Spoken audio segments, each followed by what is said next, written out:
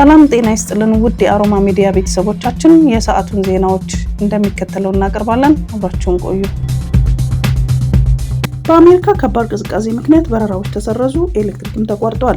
አብዛኛውን የአሜሪካ ክፍል ከተለመደው በላይ የከፋ ቅዝቃዜ ወደሚያስከትል የክረምት ወቅት መግባቱን ተከትሎ በርካታ የአውሮፓ በረራዎች ሲሰረዙ የኤሌክትሪክ ኃይል መቋረጥ ማጋጠሙን ተዘገበ።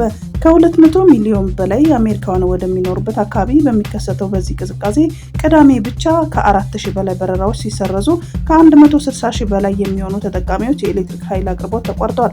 የቅዝቃዜው ወጀቡን ታሪካዊ ማለት የጠሩት ፕሬዝዳንት ትራምፕ ከ12 በላይ በሚሆኑ ግዛቶች ላይ የአደጋ ጊዜ አስቸኳይ ድንጋጌ አስተላልፈዋል። ፕሬዝዳንቱ ይህንን ቅዝቃዜ ከሁሉም ግዛቶች ጋር በመሆን በቅርበት እንከታተላለን በማለት በማህበራዊ ሚዲያ ላይ ለዜጎቻቸው መልካም ምኞታቸውን አስተላልፈዋል።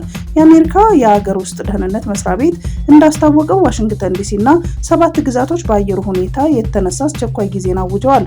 የበረዶ ወጀብና ግግሩን በቀጣይ ቀናት እየበረታ ይሄዳል በተባለው በዚህ ከባድ ቅዝቃዜ ምክንያት የኤሌክትሪክ አቅርቦት የሚቋረጥባቸው አካባቢዎች እየጨመረ እንደሚሄድም የተነገረ ሲሆን ይህ እንቅስቃሴዎችን በከፍተኛ ሁኔታ የሚያሽመደምድ ሊሆን እንደሚችል የሀገሪቱ የአየር ሁኔታ አገልግሎት አስጠንቅቋል።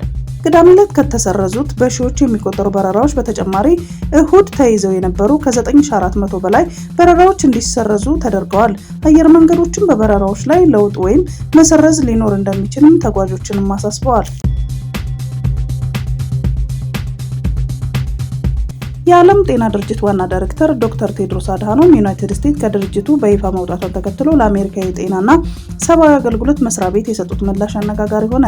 የአሜሪካው የጤና ጸሐፊ ኬኔዲ ሀገራቸውን ነፃነቷንና ሉዓላዊነቷን ለማስከበር በሚል ምክንያት ከዓለም ጤና ድርጅት በይፋ መውጣቷን በትዊተር ገጻቸው አስታውቀው ነበር። ጸሐፊውም አክለው ይህ እርምጃ የአሜሪካን ሕዝብ ጤና ፖሊሲ መልሶ በአሜሪካ ሕዝብ እጅ ላይ ለማድረግ ያለመ ነው ብለዋል። ዶክተር ቴድሮስ ለዚህ መግለጫ በሰጡት ምላሽ የአሜሪካና የጤና መስሪያ ቤት ያወጣውን መግለጫ ትክክለኛ ያልሆነ መረጃ ይዟል ሲሉም አስነብበዋል። መቼም ቢሆን ሎክዳውን እንዲደረግ አልመክርም፣ ዋና ዳይሬክተሩ እውነታው ተዛብቷል ባሉት ጉዳይ ላይ ማብራሪያ ሲሰጡም የዓለም ጤና ድርጅት የአፍና አፍንጫ መሸፈኛ፣ አካላዊ ርቀትና ክትባቶችን እንዲጠቀሙም ምክንያት ሰጥቶ ሊሆን ይችላል። ነገር ግን መንግስታት ማስክን ወይም የክትባትን አስገዳጅነት እንዲያደርጉ ምክር አልሰጥም፣ እንዲሁም መቼም ቢሆን የንቅናቄ ገደብ እንዲደረግ መክሮ አያውቅም ብለዋል። ዶክተር ቴድሮስ አክለውም ድርጅታቸውን የኮቪድ-19 ተለዋዋጭ ሁኔታ መሰረት ያደረገ ቴክኒካዊ ምክርና መመሪያ ብቻ እንደሚሰጥ ጠቁመው እያንዳንዱ ሉዓላዊ መንግስት የራሱን ህዝብ ፍላጎትና ሁኔታ ያገናዘበ የፖሊሲ ውሳኔ በራሱ ጊዜ ሲወስን እንደነበረም አስታውሰዋል። ይህ የቃላት ልውውጥ አሜሪካን ከዓለም አቀፉ የጤና ተቋማት ጋር ያላትን ግንኙነት ማቋረጡን ተከትሎ የተፈጠረውን አለመግባባት ያሳያል ተብሏል። የየመን ፖሊስ 170 ኢትዮጵያውያን ድንበር ጥሰው መግባታቸውን አስታወቀ። የየመን ሻባዋ ግዛት ፖሊስ እንደገለጸው እነዚህ ኢትዮጵያውያን አልፋሩክ በተሰኘው ጀልባ ተጭነው በሩዱም ዲስትሪክት በሚገኘው አርቃህ የባህር ዳር ላይ ተራክፈዋል። 170 የሆኑት እነዚህ ኢትዮጵያውያን በዚች አነስተኛ ጀልባ ላይ ተጭነው ህይወታቸውን ለአደጋ በማጋለጥ ጉዞ ካደረጉ በኋላ ባህር ዳርቻው ላይ ከደረሱ በኋላ ተበታትነዋል።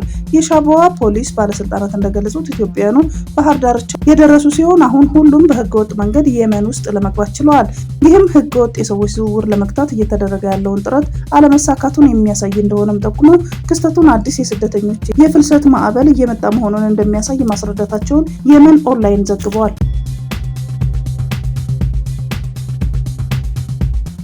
በደቡብ ሚኒያፖሊስ በፌዴራል አይስ ፖሊሶች ተተኩሶበት ህይወቱ ያለፈው ግለሰብ ማንነት አሌክስ ጄፍሪ ፕሪቲ መሆኑን ለምርመራው ቅርበት ያላቸው ምንጮች አረጋገጡ። የ37 ዓመቱ አሌክስ ጄፍሪ ፕሪቲ በደቡብ ሚኒያፖሊስ ነዋሪ እንደነበረ ተገልጿል። የሚኒያፖሊስ አዛዥ ብራያን ኦሃራ በሰጡት ጋዜጣዊ መግለጫ እንዳስታወቁት ግለሰቡ ነጭ አሜሪካዊ ሲሆን ከዚህ ቀደም ከቀላል የፓርኪንግ ትኬቶች ቅጣቶች በስተቀር ፖሊስ ምንም አይነት የከባድ ወንጀል ሪካርድ ያለበትም። አዛዡ ኦሃራ አክለውም ፕሪቲ ህጋዊ የጦር መሳሪያ ፈቃድ ያለውና በህግ አግባብ መሳሪያ የታጠቀም እንደነበር አረጋግጠዋል። የግለሰቡን የኋላ ታሪክ የሚዳስሱ መረጃዎች እንደሚያሳዩት ፕሪቲ በሚኒሶታ ዩኒቨርሲቲ ትምህርቱን ተከታትሏል። እንዲሁም በ2021 እንደ አውሮፓውያን አቆጣጠር የነርስነት ሙያ ፈቃድ ያወጣ ሲሆን ፈቃዱም እስከ ማርች 2026 ድረስ የሚያገለግል እንደሆነም የሚኒሶታ ግዛት መዛግብት ያሳያሉ።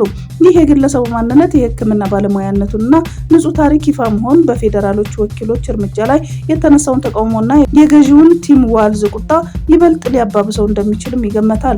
በሚኒሶታ ማምሻውን በተገደለበት አካባቢ ሻማ ማብራት እየተካሄደ ሲሆን በዛውም ተቃውሞ እየተደረገ ነው።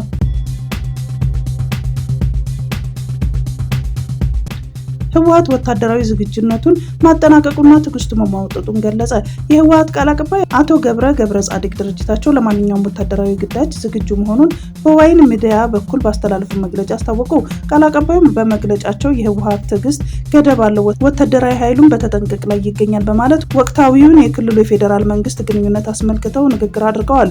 አቶ ገብረ በመግለጫቸው ትግራይ በፌዴራል መንግስት ውስጥ ያላትን ሚና በተመለከተ ቅሬታቸውን የገለጹ ሲሆን በትግራይና በፌዴራል መንግስት መካከል ያለው ውጥረት እየጨመረ መምጣቱን ጠቁመዋል። አሁን ያለው ገደብ የሌለው ትዕግስት አይቀጥልም፣ ሁሉንም አቀፍ ዝግጅት ተደርጓል ያሉት ቃል አቀባዩ የህዝብና የጦር ኃይሉ ለሚመጣው ማንኛውንም ሁኔታ ዝግጁ እንዲሆን ጥሪ አቅርበዋል። ከኢትዮጵያ ለመገንጠል የቀረን የግዛት ማስመለስ ብቻ ነው። በኃይል መሬትን ለማስመለስ ተዘጋጅተናል። ከኢትዮጵያ ጋር ምንም የሚያገናኘን ነገር የለም። የህዝቡ ማህበረሰባዊ ስሪት ተበጥሷል ብለዋል። የሚያገናኘን ነገር የፕሪቶሪያ የሰላም ስምምነት ብቻ ነው። ስምምነቱ የማይተገበር ከሆነና ግዛታችን በሰላም የማይመለስ ከሆነ ትዕግስታችን እያለቀ ነው ብለዋል።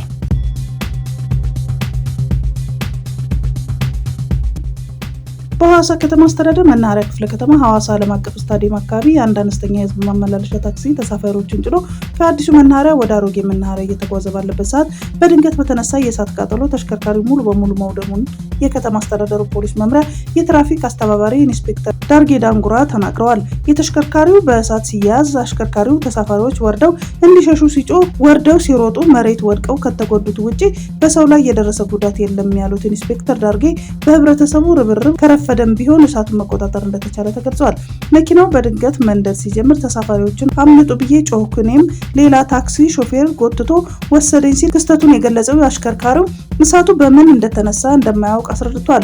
ሰርቼ ቤተሰቦቼን የማስተዳድርበት ንብረት ነው፣ በጣም ህይወቴ በመትረፉ ደስ ብሎኛል ሲል አሽከርካሪው ተናግሯል።